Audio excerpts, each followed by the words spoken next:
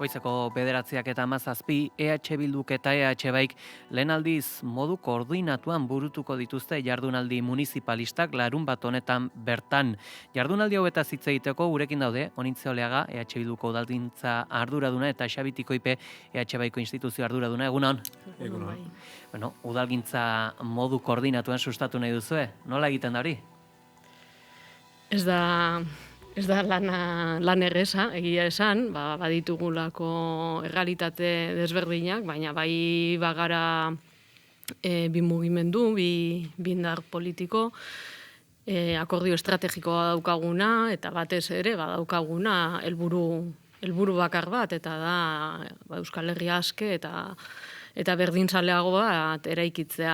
Eta hortik aratago ere, bagara bi mugimendu badituena tradizio municipalista oso errotuak, ez? Eta horrek eramaten gaitu, era natural batean, biok batera, ibilbide bat egitera.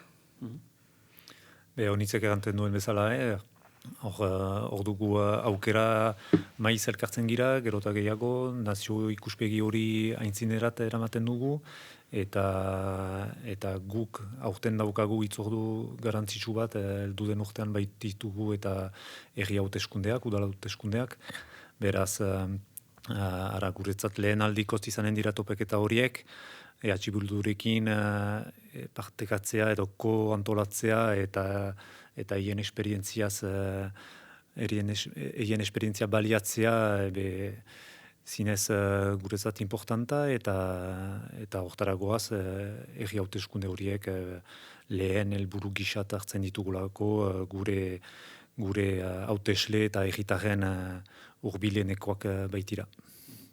EH Bilduren kasuan Azpeitian, EH Bairen kasuan Angelun, horre modu koordinatuan, baina egia da ere, leku banatuan egongo daukera noizbait, koordinazioari muturrera eraman eta leku beran egiteko?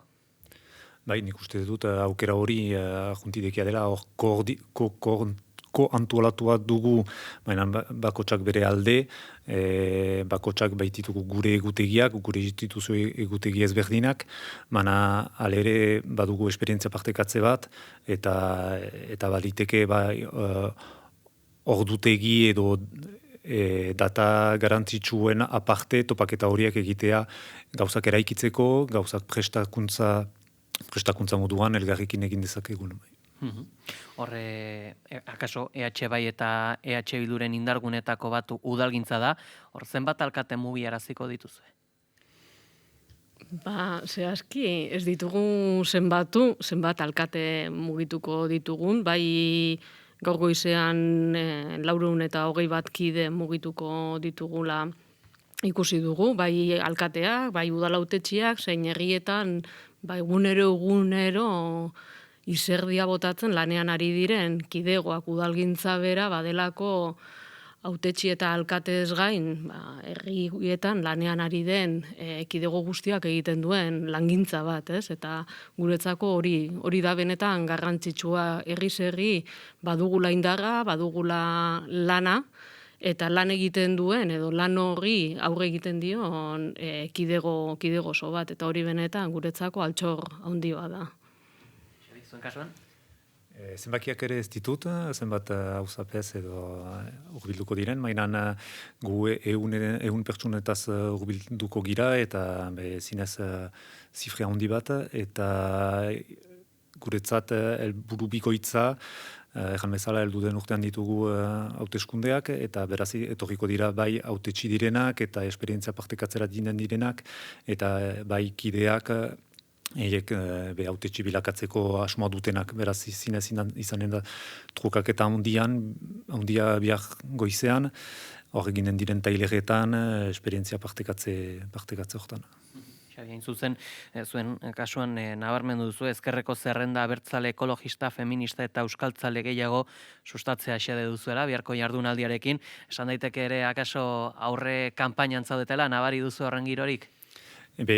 Gu gira hor pixka bat dinamika hori pizteko, eta bai plazaratu dugu zer diren gure helburuak dira urrats berri baten egitea, hainbat herri atxikitzea eta beste batzuen ardurak hartzea, helburu bikoitza delarik gure kasuan, egi hauteskunde horietatik elkargoko ere asanblada majaztuko dela, hori da gure iparraldeko instituzioarena, beraz badugu helburu handia bihar egunean eta erran duzun bezala ez, hor gira dinamika pizteko, egi hauteskundeen giro bat sortzeko, sigur dena da bihar abiatuko dena gehienik hiri handiak dira hor jadanik hortan jarri direnak eta prestatzen ari direnak. Bigarren urrats bat egin beharko da iparraldeko barnekaldean nun egitipiak ez dira oino hortan txartuak, jakinez ara gure kasuan ere ez girela zerrenda horiek ez direla alderdi politikoetako zerrenda batzu, baina zerrenda zabalak gehienetan, eta hortarako ere plazaratu ditugu gure lehenezko puntuak ez. Horintzen zuen kasuan, aipagaiak badira etxe bizitza, trantsizio ekosoziala, zainketak eta gobernantza eredua, zer esango zenuke behar edo eta interes edo kezka hauetaz? Gu egia esan bagatoz kongresu bat egitetik, 3. kongresua hain zuzen, non nazio auzia erdigunean jarri dugun, ez? Eta iruditzen zitzaigu momentu berezia zela hau, kongresuaren biharamunean egiten dugun konferentzia municipalista delako, eta beraz, horretan ere, kongresuan sortu den horrek, kongresuan erabaki den horrek, islada izan behar zuela hori dela eta baditugu bigune nagusi, bate izango da nazio eraikuntza udalgintzatik eta bestea gobernantza eredua, badagoelako ere gobernantza ereduaren inguruko ebazpen bat kongresuan onartu duguna, eta horiek hautetsi eta herrietako kidegoarekin lantzea da helburua. Eta hortik haratago ere baditugu egunero udaletan praktikan jartzen ari garen gaiak edo guretzako lehentasunezko ildoak direnak. Batez ere herritarrentzako lehentasunezko arazo edo lehentasunezko ardura direlako eta besteak beste etxe bizitza ikusten ari garelako larrialdi egoera honetan nolako garrantzia hartzen ari den, eta guk badugulako konpromiso bat hartua herritarrekin, badugu herritarrekin nolabaiteko kontratu bat egina, eta beraien auziei, beraien ardurei ditugun baliabide guztiekin eta egin dezakegun ahalegin guztiarekin, jakinda ere udale badituztela beraien mugak, hoiei ahalik eta irtenbide egokiena bilatzea.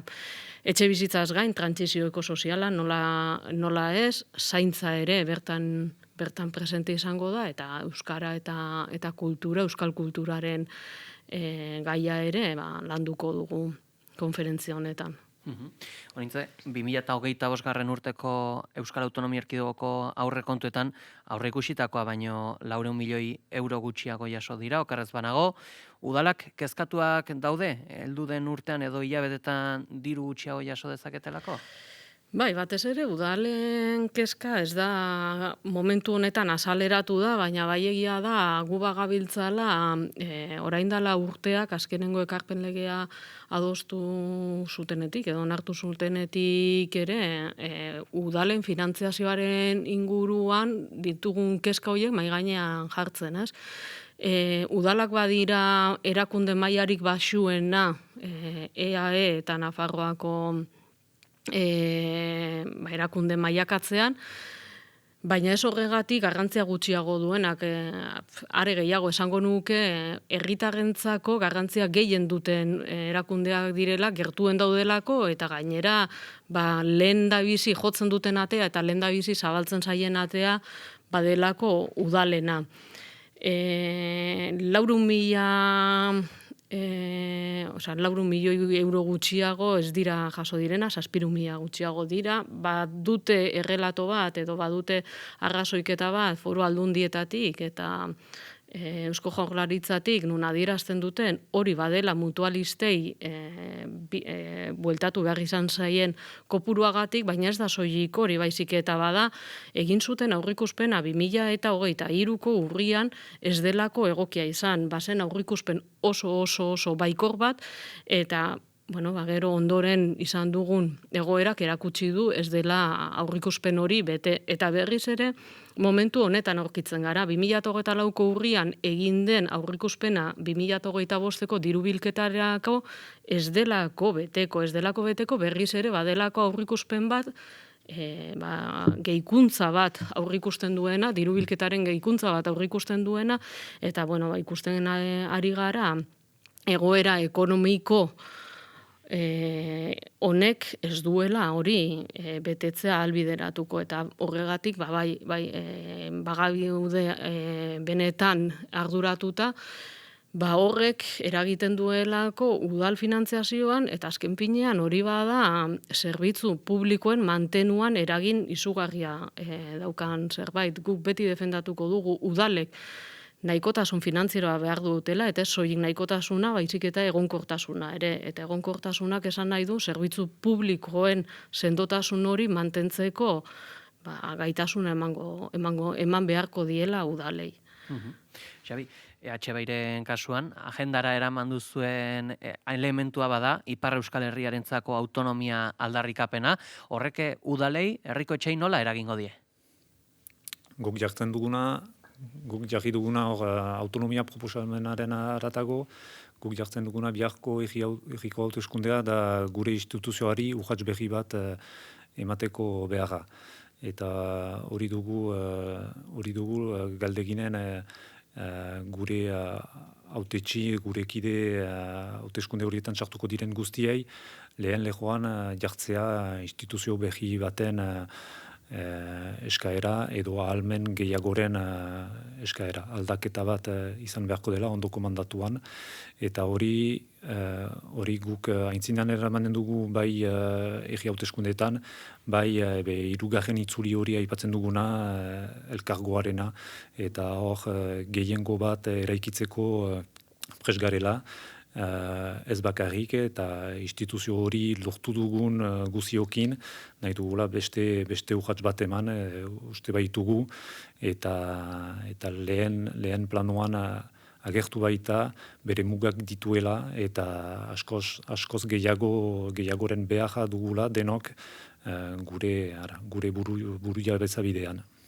Horre, elkargoaren kudeaketan ere sortu zen, Bilgaiten taldea abertzalea. Nolako balantzea egiten duzu talde honetaz? Bilgaiten taldea, da azken finean gure kideak sortutako talde bat ez, eta gure kide haratago joaten den talde bat, eta eien pentsaketak egiten dituztenak elkargo mailakoak, aski teknikoak, beraz elkarlan bat daramatzagu, eta eiek egiten ditute bai eien lanak, eien komunikazioak, baina elkarlan oso bat dago hor. Hor, udalgintzaz hitz egiten dugunean, eta bereziki fokua hauteskundetan jarrita, horrez dakit, zuzenduko diazu, akaso, baina beti izaten da ezberdintasun bat, Hego Euskal Herriko hauteskundetan, egia dare, horre begiratzen zaiola asko, alderdiaren markari, Ipar Euskal Herrian, hautagaitza ezberdinak, izendapen ezberdinak izaten dituzte, horre nabaritu duzu agian halako ezberdintasunik zuen arteko elkarlan horietan? Bai, ezinbestekoa da ezberdintasuna hainiz daude zerrendak aparte ere, hautetxien ere egoera eta antolaketa eta egutegia, zinez hainiz gauza ezberdinak dira, egutegia ezberdina dugu, aman komunean duguna dira ideiak, egitaren gandik etortzen den programa, gure ezkertiak abertzale feminismo, transizio ekologikoarena, eta hainbat idei aman komunean jartzen ditugunak, hori errestasunez ibiltzen gara, eta gero ondotik alde teknikoetan oso ezberdina ez. Baina azken finean, esperientzia trukatzeaz, egiten gaitu bidea hobetzen edo ibilbide batzuk hartzen, egia guk ezin dugula oraindik alderdi gisa aurkeztu herri hauteskundeetan, naiz eta behar hiri handietan agertuko den gehiago, edo auzapez baten gibelean agertuko den gero eta gehiago. Beraz, bidea luzea dugu hortara iristeko, baina uste dut ari girela eta hori dugu helburua ez, nunbait urratxez ere alde teknikoak ez dugu eskurik, baina urratxez ere gauzak aman komunean egitea eta hurbiltzea eta irudia ere egotea funtzionamendu, gobernantza eredu hortan ere berdin ibiltzea. Bai, egia esan, ez da erreza konparaketak egitea, sistema bera, hautaketa sistema bera ere desberdina delako, ez? Adibide bat da, Frantziak estatuak inposatzen duela bi bueltatako sistema bat, eta gero hirugarrena deitzen duguna elkargoari begirakoa, ez? Guk beste sistema elektoral baten pean jokatzen dugu eta horrek egiten gaitu da, desberdin planteatu behar izatera kontuak, baina badago desberdintasun horietaz gain, Xabik esan duen moduan, lotzen gaituzten gauza garrantzitsuagoak, eta gauza garrantzitsu horiek dira, bai gure helburua herri oso bateratzea dela, eta batez ere herri oso bateratzea balore jakin batzuetan, askatasunean, justizian, berdintasunean, trantsizio ekologikoarekiko eta ingurumenarekiko babesean, eta beste balore eskertiar eta bertzaleetan, eta horrek egiten gaitu indartsu, Euskal Herriko mapa munduan horrek marrazten duelako. Honitza, gero, gaurkotasunari buruz ere elementu bat galdetzea gustatuko litzaidake, tokiko arloan esanguratsua izan bai delako egunotan ikusi dugula, Arratzua Ubarrundiako EH Bilduko zinegotziek dimisio aurkeztu dutela, Oionen ezinbestean baiezkoa bozkatu zen, ez prebarikatzeko udal gobernua, ez prebarikazioan ez erortzeko, eta atzoko albista ere bada, Laudioko udalak elegitea jarri diola eolikoen proiektu bati. Jakin nahi dugu, zer gertatzen den proiektu hauekin hautetxeak gatibu bihurtu dira? Nik uste dut, ez hautetxiak, herriak eta udalak gatibu bihurtu direla, eta ez gatibu proiektu jakin batzuengan, baizik eta gatibu dira ardura duten erakundeek orain artean ez dutelako ardura jokatu. Euskal Herria Bildu badabil esaten, uste dut, 2015-etik EAEko legebiltzarrean horrela onartu zenetik, badela garaia berriztagarriak ordenatu, edo berriztagarrien proiektuak ordenatu behar izateko. Eta ez da soilik berriztagarrien proiektuak ordenatu behar direla, herri honetan trantsizio ekosoziala da bera ordenatu behar dena. Eta ardura duten udalak horretan, ardura duten erakundeak horretan ez dira udalak, ardura nagusiak dituzte erakunde nagusiek, eta ez dute jardun. Esaten ari gara, azken urteetan ere, berandu gabiltza. Eta berandu gabiltza ordenatu behar delako, badaudelako beste agente batzuk, publikoak ez diren beste agente batzuk ere, honetan jokatzen dutelako, eta orduan bakoitzak bere bidea egiten duen horretan, enpresek proiektu horiek aurrera eramatea dute helburu gisa, eta horretan ari dira. Eta nola Jaurlaritzak ez duen bere erantzunkizuna bete eta ez duen ardura jokatu berriztagarrien proiektuak ordenatzeko orduan, horiek tramitatzen hasi dira, eta badago tramite jakin bat udaletan egin behar dena, eta udaletan egin behar den tramite jakin horrek oso teknikoa da, eta ez dauka gaitasunik ez proiektuak aurrera eramateko, ez proiektuak eragozteko. Eta horrek sortzen du nolabaiteko batetik ez jakintasuna herritarrengan ez dakitelako, normala den moduan udalek ze gaitasun duten, zein eskumen duten eta zein eskumen ez duten, eta bestetik sortzen du ezinegon handia badirelako erabakiak herritarren eskuetatik kanpo daudenak, eta ez daukatenak ia eragiteko gaitasunek. Eta bukatzeko galdetu beharra dizuet, datu bati gaurko honetan albistea da, Euskal Autonomia Erkidegoan behintzat, familien 30%ak hilabete amaierara heltzea kostatzen zaiola, zabaldu genezake seguru aski hau Euskal Herri mailan, eta jakin nahi dugu, udalgintza 0 kilometroko politika gintza izaten dena, herritarrak bere atarian topatzen duena, egoera honi nola egiten zaio aurre? Ez da erraza, lehen esan dudan moduan, udalak badirelako maila instituzionalean baliabide gutxien dituztenak, baina era berean herritarrengandik gertuen daudenak, era berean nik esango nuke ardura oso handiarekin jokatzen duten erakundeak direla, eta herritarrek horregatik lehenengo ukitzen duten atea dela udalarena.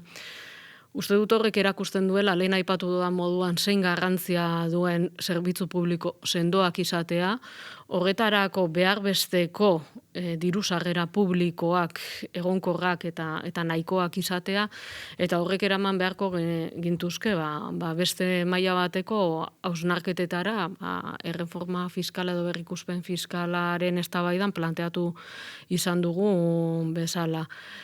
Nik esango nuke, udal guztiak aleginak eta bi egiten ari direla horrelako egoerei erantzuteko, herritar guztiek edo guztiok ikusten dugulako nola egoera ekonomikoa aldatzen ari den munduaren aldaketa askartasun honetan, eta horretan ere badagokigula erantzunkizunez eta arduraz jokatzea, eta besteak beste horregatik guk ere gure lehentasunen artean inklusioa, inbertsio soziala, gizarte politikak mahai gainean jartzen ditugu, uste dugulako momentu honetan, momentu honek hori eskatzen duela. Eta bergeinean ganen dut ahalmen guti ditugula ere iparaldean egi mailan, baita elkargo mailan, naiz eta ahalmen batzuk eskuratu diren sozial arloan eta zerbitzu publiko arloetan ez dira lortuak. Beraz, nik eganezake hori bi epeetan, epe laburrean, autu berenak girela jendeetaz urbilenik aritzeko eta eien hilabete bukaeretako arazoak urbilenetik konpontzeko eta erantzuteko, eta epe luzerakoan errandutana elkargo mailan ere ahalmen gehienik eskuratu behar ditugula, eta hori gurekin kondatu beharko dela ezkertiak alderdi gisa eta sozial arloan herritarrekin landuko dugun gaia baita. Gelditzen gara, honintze Oleaga eta Xabitiko Ipe, EH Bildu eta EH Baiko kideak eskerrik asko goizonetan gurean izateagatik. Eskerrik asko.